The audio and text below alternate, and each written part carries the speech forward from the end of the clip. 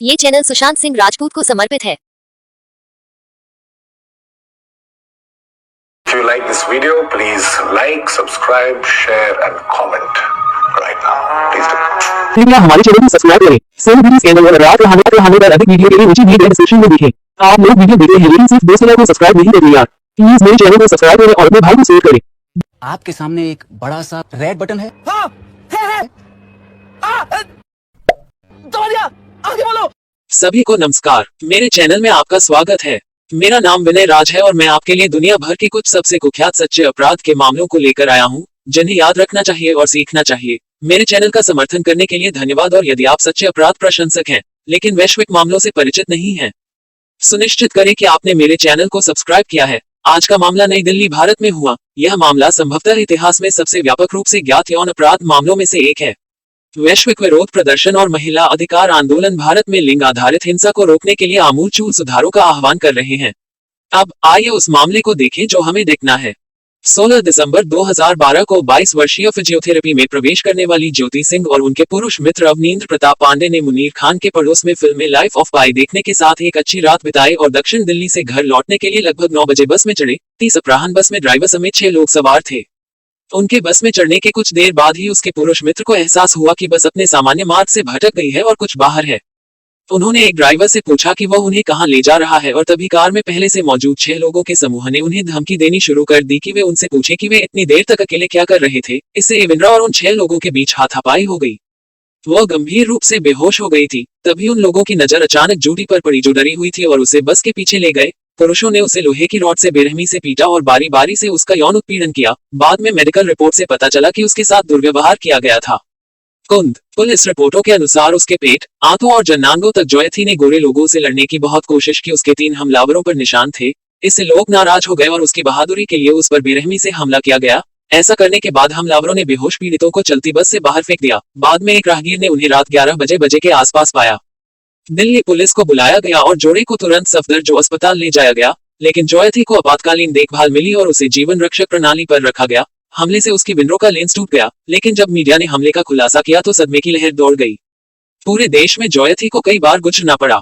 सरकार ने एक समिति नियुक्त की। उसकी हालत गंभीर थी। भारत सरकार ने यह सुनिश्चित करने के लिए डॉक्टरों की एक समिति नियुक्त की कि उसे सर्वोत्तम चिकित्सा देखभाल मिले। उन्होंने 26 दिसंबर को उसे अन्य प्रत्यारोपण के लिए सिंगापुर के एक अस्पताल में स्थानांतरित करने का निर्णय लिया। कुछ डॉक्टर इसके खिलाफ थे। मुझे लगा कि वह स्थानांतरण के लिए सही स्थिति में नहीं है। हालांकि निर्णय लिया गया और 27 दिसंबर को सिंगापुर के लिए हमारी 6 उड़ान के दौरान ज्योति को कार्डियक अरेस्ट का सामना करना पड़ा और 29 दिसंबर को सुबह लगभग 5 बजे उसे कभी होश नहीं आया।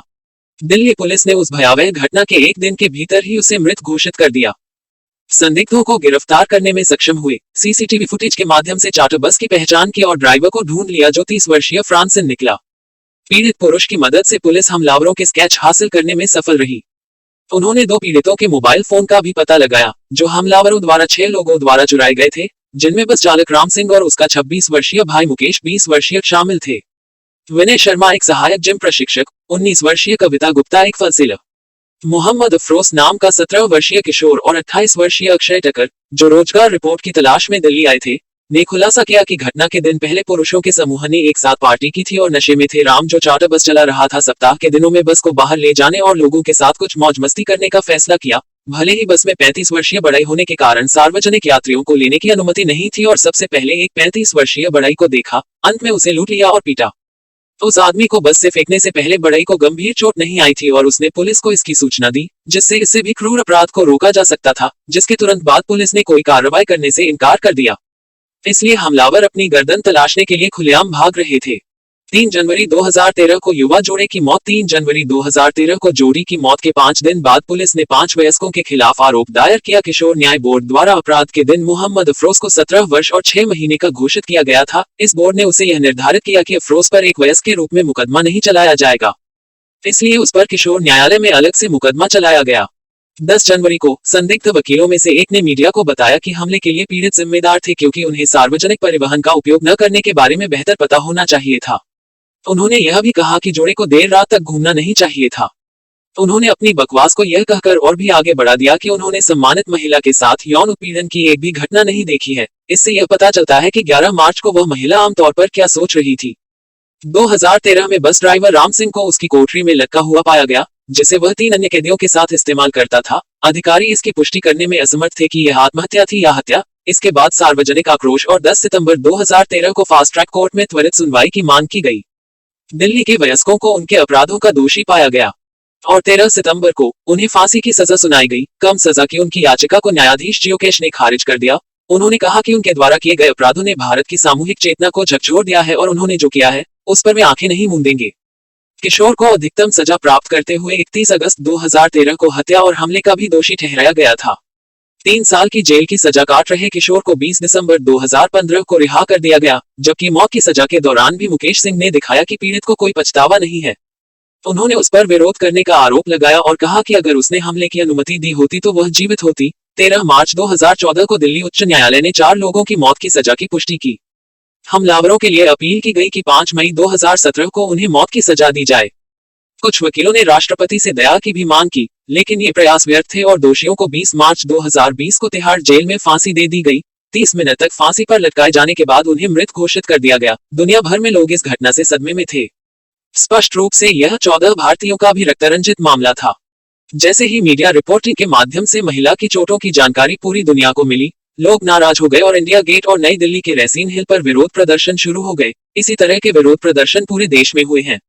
किस नेता ने मार्च और रैलियों सहित पूरे दक्षिण एशिया में विरोध प्रदर्शन को बढ़ावा दिया और नेपाल, श्रीलंका, पाकिस्तान और बांग्लादेश में विरोध प्रदर्शन किया और दिल्ली ने यौन हिंसा के खिलाफ विरोध प्रदर्शन को नई प्रेरणा दी। और जबकि पहले इसी तरह के मुद्दों पर या बड़े पैमाने पर महिलाओं के वर्चस्व वाली रैलियों में पुरुष भी सक्रिय रूप से विरोध प्रदर्शनों में भाग ले रहे थे, उन्होंने राज्य से जवाबदेही के साथ साथ महिलाओं के खिलाफ अपराधों के लिए कठोर सजा की मांग की। तथ्य यह है कि हमलावरों में एक खनिक भी शामिल था, जिससे आक्रोश पैदा हुआ। तथ्य यह है कि घटना के बाद उसे वयस्क के रूप में सजा नहीं दी जा सकती थी। महिलाओं के खिलाफ अपराधों के लिए कड़ी सजा लाने के लिए जीएन कानून में संशोधन किया गया था। भारत ने अपने आपराधिक कानूनों और जांच प्रक्रियाओं में संशोधन किया है और यहां तक कि किशोरों पर मुकदमा चलाने के तरीके को भी संशोधित किया है। कई कानूनी संशोधनों के बीच भारतीय दंड संहिता की धारा 376 को बारिश के लिए सजा बढ़ाने के लिए संशोधित किया गया था। घटना के जवाब में दर को 7 साल की सजा द्वारा दंडनीय बना दिया गया था, जिसे बाद में बढ़ाकर 10 साल कर दिया गया था और बलात्कार के कारण मौत या क्षीण अवस्था को कम से कम 20 साल की सजा से दंडनीय बना दिया गया था।